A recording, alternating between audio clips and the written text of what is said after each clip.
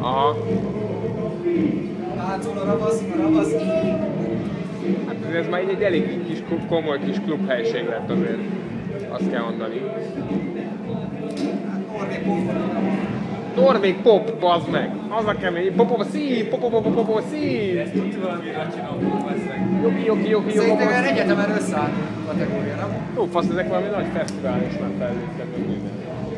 Fido az végignézte az összes. Ja, hogy ezek itt ilyen... itteni egyetemista Norvégiából jöttek. Mi ezek hívták meg? Ezek Norvégiából ma jöttek repülővel.